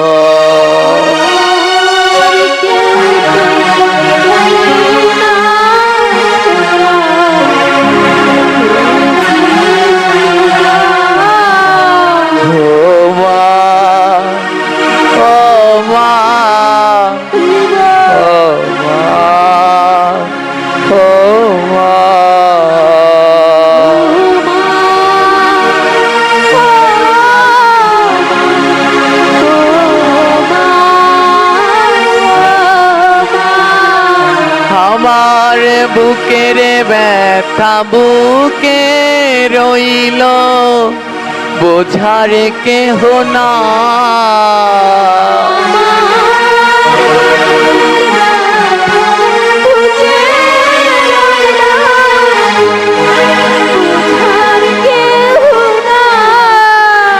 ওরে আয়ে রে ভক্ত পরশ করি, আমার মাতো না।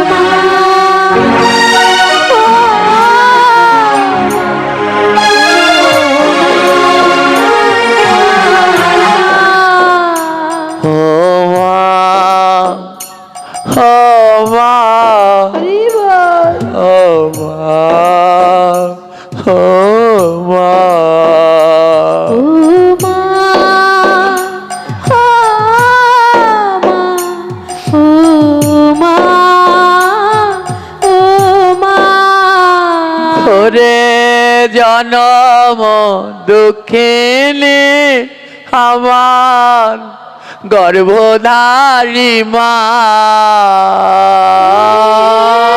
জনম দুঃখিনী আমার গর্ভধারী মা। তোমরা মায়ের অন্তরে কে দেখা দিও না।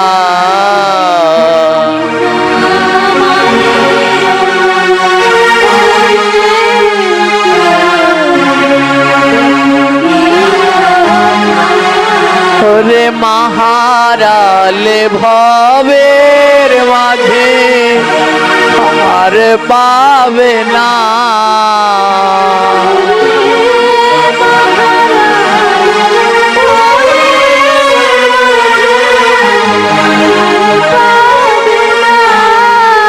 তোমরা মায়ের অন্তরে কেউ ব্যথা দিও না।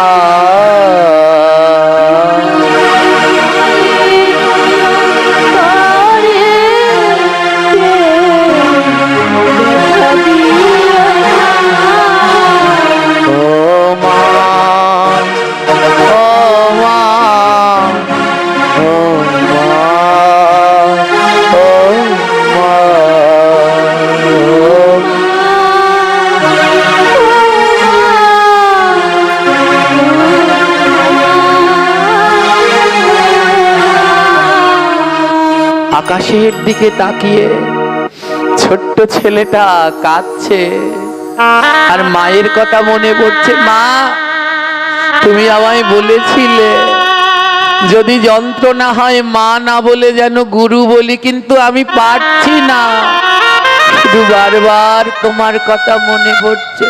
ও মা, আমাকে আশীর্বাদ করো, আমি যেন জীবনের শেষ দিন পর্যন্ত গুরু সেবা করতে পারি। তাই ধ্যান দিন। আজ আমাদের এখানে আসার কারণ, আপনাদের এলাকার ছেলে সত্য, আর আমি ওকে আদর করে নারায়ণ ঠাকুর বলে ডাকি।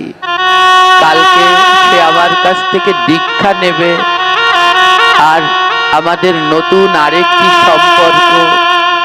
আপনারা আমাদের সবাইকে আশীর্বাদ করবেন, আমরা যেন জীবনের শেষ দিন পর্যন্ত, এই যে একটা পরিবার হয়ে গেছি আমরা জীবনের শেষ দিন পর্যন্ত এই 5 জন, এই 6 জন, আমরা জীবনের শেষ দিন পর্যন্ত যেন এক হয়ে গুরু শিষ্য সন্তানের জুটি হয়ে আমরা যেন শেষ দিন পর্যন্ত থাকতে পারি।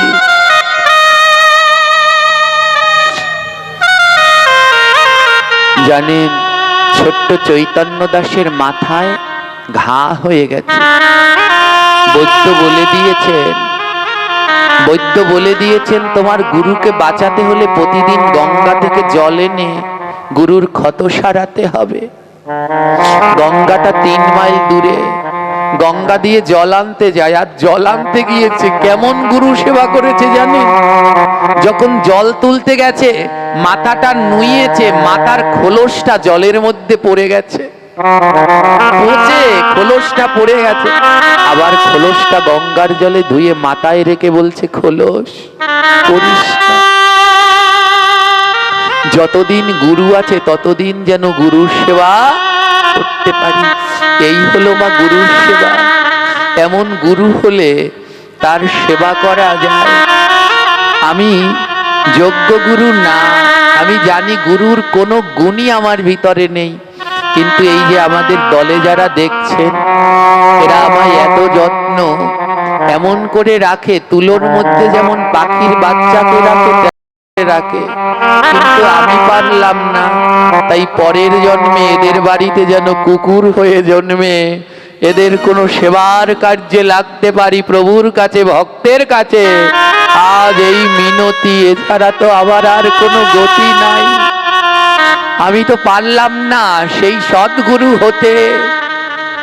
আজ চৈতন্য দাস গুরু সেবার নিদর্শন দিলেন। মা গঙ্গা অবাক হয়ে গেলেন, খোলস পড়ে গেল, তাও গুরু সেবা ত্যাগ করছে না। মা গঙ্গা চৈতন্য দাসকে বললেন, চৈতন্য, আজ থেকে তোর 3 কিলোমিটার দূরে জল নিতে আসতে হবে না। বলে, আমি তাহলে জল কোথায় পাবো? মা গঙ্গা বলে, আজ থেকে তোর দরজায় গিয়ে আমি বসে থাকবো, তোকে আমার কাছে আসতে হবে না, আমি গঙ্গা তোর দরজায় গিয়ে বসে থাকবো। যদি গুরু সেবা করতে পারেন, গঙ্গায় যেতে হয় না, গঙ্গা চলে আসেন। আজ মা গঙ্গা চৈতন্য দাসের বাড়ির দরজার সামনে এসে কলকল জল প্রবাহিত হচ্ছে। গুরুদেব ঘরের মধ্যে জিজ্ঞেস করছে, চৈতন্য দাস কিসের শব্দ? বাবা, গুরুদেবকে বলছে, বাবা গঙ্গা এসে দরজায় বসে রয়েছে, 3 কিলোমিটার দূরে জল আনতে যেতে হয় তো, তাই মা গঙ্গা স্বয়ং নিজে চলে এসেছেন। মা গঙ্গা নিজে এসেছেন যেন আমার কষ্ট না হয়। গুরুদেব আদেশ দিলেন, যা দরজাটা আটকে দে, দরজাটা আটকে দে, দরজা খুলবি না, আমি যতক্ষণ না বলবো ততক্ষণ দরজা খুলবি না। এমন গুরু সেবা করতে পারলে মা গঙ্গা আসেন জানি। গুরুর আদেশে চৈতন্য দাস দরজা আটকে দিলেন। মা গঙ্গা ডাকছে, চৈতন্য দাস দরজা খোলো, একবার দর্শন দাও। চৈতন্য দাস বললেন, হবে না, আমার গুরুর আদেশ নেই। দেবাদিদেব মহাদেব দেখে তার মাথার উপরে মা গঙ্গা নেই। মহাদেব বললেন, গঙ্গা কোথায় গেল? মহাদেব নিচের দিকে তাকিয়ে দেখে একটা কুঠুরির পাশে বসে আছে গঙ্গা। মহাদেব জিজ্ঞেস করলেন, গঙ্গা তুমি এখানে কেন বসে আছো? গঙ্গা বলল, হে মহাদেব, আমার বুকে ভক্তরা পাপ রেখে যায়, সেই পাপ যায় যখন কোনো ভক্তের চরণ ধুলা আমি পাই। হে মহাদেব, এই ভাঙা ঘরের মধ্যে এক গুরু ভক্ত আছে, যার গুরু নিষ্ঠার কোনো তুলনা নেই, তার চরণ ধুলা পাওয়ার জন্য আমি এখানে বসেছি।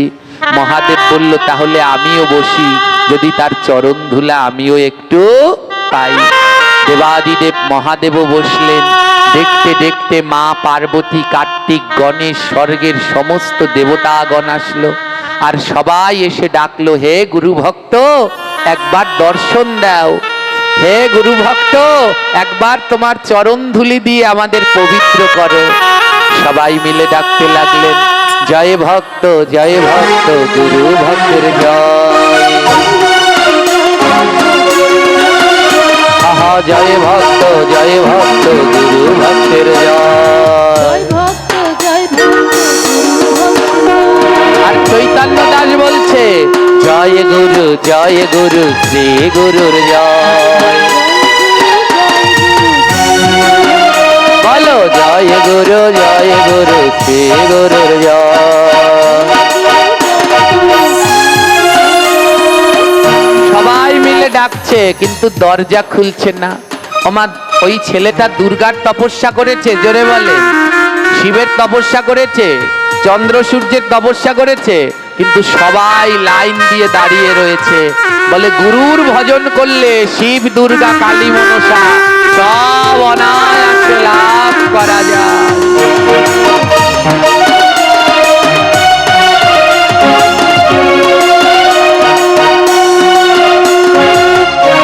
এদিকে গোলক বৃন্দাবন থেকে ললিতা আদি সখীগণ, সখাগণ, মঞ্জরীগণ তারাও চলে এসেছে। কে এই গুরু ভক্ত যাকে দর্শন করতে সব দেবদেবীরা চলে গেছে? বৃন্দাবনের সবাই চলে গেছে। এবার কি হলো জানেন? সবাই গিয়ে ডাকছে আমি ললিতা দরজা খোলো, আমি বিশাখা দরজা খোলো। গুরুদেব বলল খুলবি না, যতক্ষণ আমি না বলবো খুলবি না। জানেন আস্তে আস্তে স্বয়ং ভগবান নিজে আসলেন। গোবিন্দ এসে বললেন হে গুরু ভক্ত চৈতন্য দাস, আমি কৃষ্ণ এসেছি, দরজা খোলো। ছোট্ট চৈতন্য দাস গুরুকে বলছে গুরুদেব কৃষ্ণ এসেছে। গুরুদেব বললে খুলবি না, এখনো আরো একজন আসতে বাকি, এখনো আরো একজন আসতে বাকি। কৃষ্ণ, ভগবান কৃষ্ণ ভক্তের নাম জপ করছে। জয় ভক্ত গুরু ভক্তের জয়। জয় ভক্ত গুরু ভক্তের জয়। জয় ভক্ত গুরু ভক্তের জয়।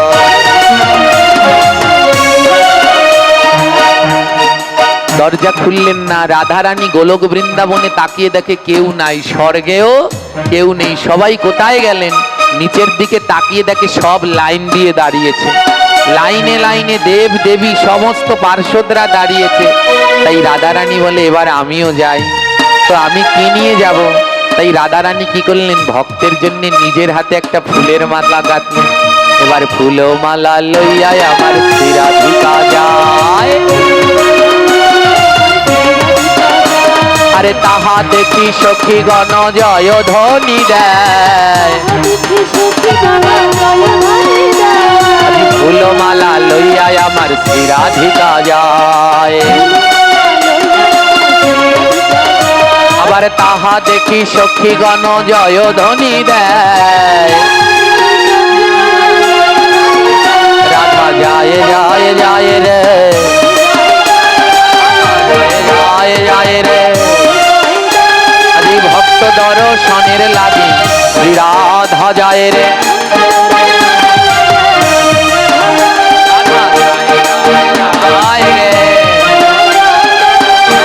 দর্শনের লাগি শ্রী রাধা যায় রে। কেউ জায়গা থেকে উঠবেন না, আমাদের আলোচনা কিন্তু শেষ নয়। আজ রাধারানী আসলেন, কি নিয়ে আসলেন মা? একটি ফুলের মালা। এবার রাধারানী এসে ডাকছেন ও ভক্ত দাস দরজা খোলো, চৈতন্য দাস দরজা খোলো। যেই না রাধারানী ডাকলেন গুরুদেব বললেন যা, এবার যা বাবা, এবার গিয়ে দরজাটা খোল। ওমা, আর যেই না চৈতন্য দাস গিয়ে দরজা খুলেছে, আর দরজা যেই না চৈতন্য দাস খুলিল, আর দরজা যেই না চৈতন্য দাসেতে খুলিল, আর রাধা কৃষ্ণের যুগল রূপ দর্শন পাইলা, আর রাধা কৃষ্ণের যুগল রূপ দর্শন পাইলা।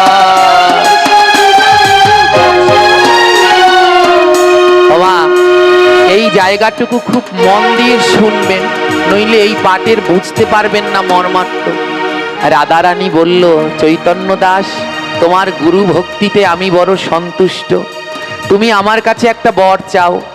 আর যা চাইবে আমি তোমাকে তাই দেব। চৈতন্য দাস মনে মনে ভাবলো, আমার গুরুদেবের তো কুষ্ঠ রোগ, তাহলে গুরুর কাছে, রাধারানীর কাছে বলি আমার গুরুদেবের রোগ যেন সেরে যায়। একটা কথা জেনে নিন, যদি ভগবানের কাছেও কিছু চান তাহলে আগে গিয়ে গুরুর কাছে জিজ্ঞাসা করে নেবেন। গুরুর কাছে না জিজ্ঞাসা করে কোনো কিছু করতে নেই। এমনকি ভগবানের কাছে কিছু চাইতে হলেও তাও আগে গুরুর কাছে জিজ্ঞেস করতে হয়।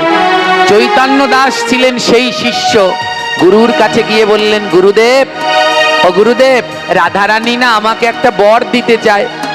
গুরুদেব, চৈতন্য দাস বললেন, গুরুদেব আমি রাধারানীর কাছে বলবো কি আপনার সব অসুখ যেন কমে যায়, আপনি আমায় অনুমতি দিন, আমি রাধারানীর কাছে এই বর চাইবো।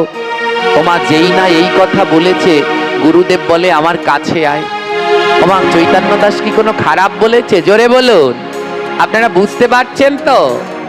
গুরুদেব রাধারানীর কাছে বলবে যেন গুরুদেবের সব অসুখ কমে যায়, এই কথা যেই না বলেছে, গুরুদেব জোরে শিষ্যের গালে এক চড় মেরেছে। ওমা, ওর জন্য কিছু চাইলো? জোরে বলুন, নিজের জন্য চাইলো? কার জন্য চাইলো? কিন্তু গুরুদেব এক চড় মারলো। তোকে আমি বলেছি আমার জন্য এরকম চাইতে? যা রাধারানীর কাছে গিয়ে বল আমার গুরুদেবের যেন জন্মে জন্মে এইরকম কুষ্ঠ রোগ হয়। গুরুদেব বলে দিলেন, যা রাধারানীর কাছে গিয়ে বল আমার রোগ মুক্তি নয়, আমার যেন জন্মে জন্মে এমন কুষ্ঠ রোগ হয়। আর আমার যদি জন্মে জন্মে এমন কুষ্ঠ রোগ হয় তাহলে প্রত্যেক জন্মে জন্মে তোর মতো একজন শিষ্য পাবো। আর তোর মতো যদি একজন শিষ্য পাই তাহলে রাধা কৃষ্ণ দরজায় এসে দর্শন দিয়ে যাবে। এই হলো মা গুরু শিষ্যের সম্পর্ক। বলল, যা গিয়ে বল যেন তোর গুরুর জন্মে জন্মে এমন কুষ্ঠ রোগ হয়। আর এই রকম কুষ্ঠ রোগ না হলে তো তোর মতো শিষ্য পাবো না। জয় নিতাই। মা, আজ সারা বাংলাদেশ জুড়ে আমাদের এই গৌর গোবিন্দ এই টিমটি, এই ভাগবতের টিমটি সমস্ত জায়গায় অল্প কিছু দিনের মধ্যে এত প্রশংসা, এত ভক্তদের ভালোবাসা পেয়েছে। শুধু আমাদের জন্য নয়, যারা বাজাচ্ছেন থাকছেন, এই আমাদের টিমে 8 জন রয়েছে, আমরা সবাই মিলে। হ্যাঁ, তাই আমারও আজ আপনাদের কাছে প্রার্থনা, জন্মে জন্মে আমি যেন এই রকমই আমার শিষ্য পাই, আর এই শিষ্যদের নিয়ে আমি যেন আমার শেষ দিন পর্যন্ত এমনি আনন্দ করে গোবিন্দের নাম ভক্তদের কাছে প্রচার করে কাটিয়ে দিতে পারি। এটাই আদ্যকার আপনাদের চরণে প্রার্থনা। রাধারানী এত সন্তুষ্ট হলো, আর রাধারানী গিয়ে গুরু শিষ্য দুজনকে স্পর্শ করার সাথে সাথে গুরু শিষ্যের সমস্ত রোগ সেরে গেলেন। আজ তাই রাধা কৃষ্ণ দুজনে যুগল রূপে দাঁড়ালেন। গুরুদেব বললেন, হে শ্রীমতী, একটু যুগল রূপে দর্শন দাও। তাই আজ রাধা গোবিন্দ যুগল রূপে দাঁড়ালেন। আজ শ্যামের বামে রাই কিশোরী যুগলে দাঁড়ালো।